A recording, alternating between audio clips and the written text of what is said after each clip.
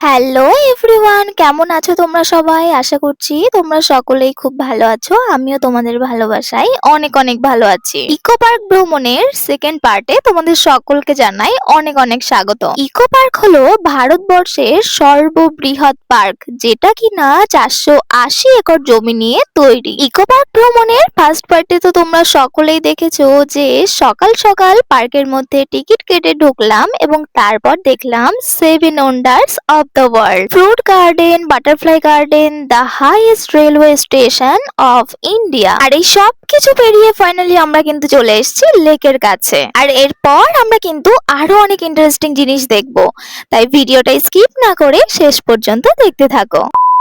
Finally আমরা লেকের কাছে কিন্তু চলে এসেছি। তো একদম লেকের পাশেই কিন্তু রিফিল ওয়াটার আছে। এখানে মেনলি তোমাকে 1 টাকা দিতে হবে, তাহলে 1 বোতল জল তুমি কিন্তু নিতে পারবে। আমিও ভাবছি আমারও 1 বোতল জল নেওয়ার আছে, এখন ভাবছি নেব। বাহ, লেকের মধ্যে এখানে সুন্দর দুটো ময়ূর তৈরি করা, দারুণ লাগছে এটা দেখতে। আর আমরা ভাবছি আইফেল টাওয়ারে যাব। ওই যে দূরে হলো আইফেল টাওয়ার, জানি না যেতে পারবো কিনা। পায়ের অবস্থা খুবই খারাপ, এখনো পর্যন্ত আমি বুট হাতে করে খালি পায়ে ঘুরছি। লেকের কাছে এসে আমার সব থেকে ভালো লাগছে এই ময়ূর দুটো। ওয়াও, ভীষণ সুন্দর লাগছে মাছগুলো দেখতে। এখানে লেকের মধ্যে প্রচুর মাছ আছে, আর ছোট ছোট মাছের বাচ্চাও আছে প্রচুর। এই যে ও মাই গড, কি ভালো লাগছে, দারুণ লাগছে। প্রচুর মাছ আছে এখানে লেকের মধ্যে। তোমরা এখানে স্টিমারে উঠতে পারো এই যে লেকের মধ্যে। এই চল না আমরা এই লেকের মধ্যে যাই। চল ভাই যাই, আমি ওখানে যেতে চাই, আমি ওখানে যেতে চাই ভাই। ওয়াও, ভীষণ সুন্দর লাগছে। আমরা ভাবছি যে বোটে উঠবো, সেই জন্যই আমরা ওই দিকটাতে যাচ্ছি। আমরা ফ্রুট গার্ডেনের পাশ দিয়ে এখন হেঁটে হেঁটে যাচ্ছি লেকের ওই দিকে। তেঁতুল হয়েছে একটা গাছে, মানে এত বেশি তেঁতুল হয়েছে, দেখে লোভ লাগছে, মনে হচ্ছে এখন তেঁতুল খেয়ে নি।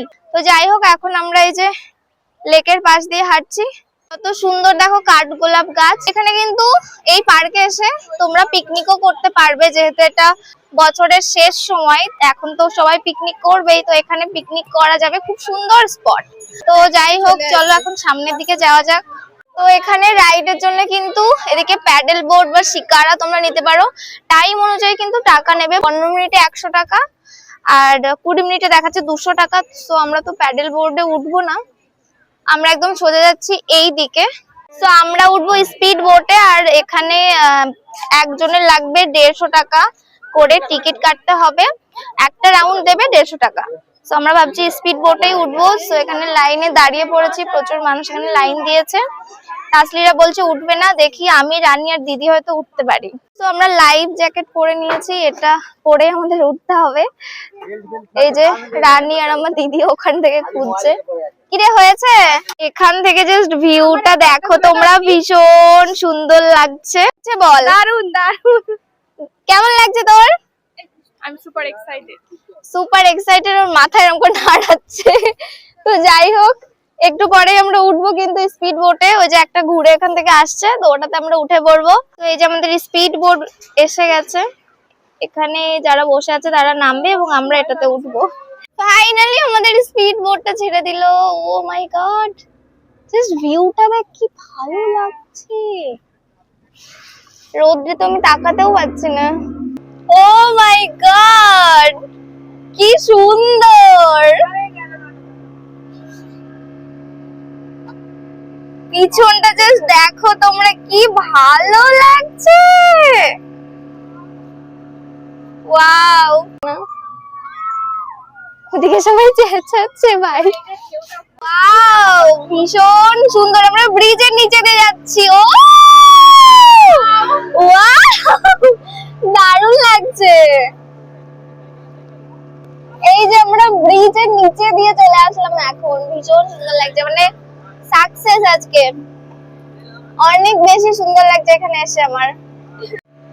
আমি আরো থাকতে চাই, চলে এসেছি ওই যে ওখানে। আমরা 1 রাউন্ডে চলে এসেছি, 150 টাকা নিল মাত্র একটা রাউন্ডে, এই যে চলে এসেছি। তবে অনেক মজা হলো। তোমরাও কিন্তু এখানে আসলে, ইকো পার্কে আসলে তোমরা স্পিড বোটে রাইড করতে পারো, ভীষণ ভালো লাগলো এসে। আমি আরো থাকতে চাই রানী।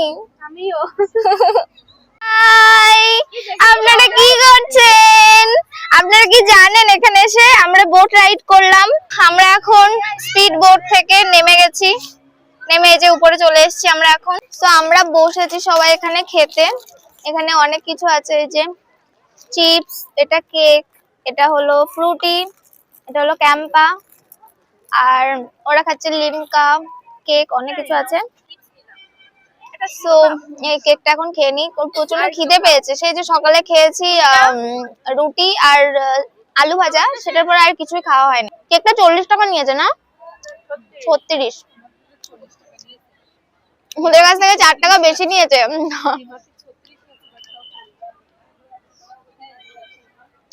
এমনি টেস্টি আছে কেকটা।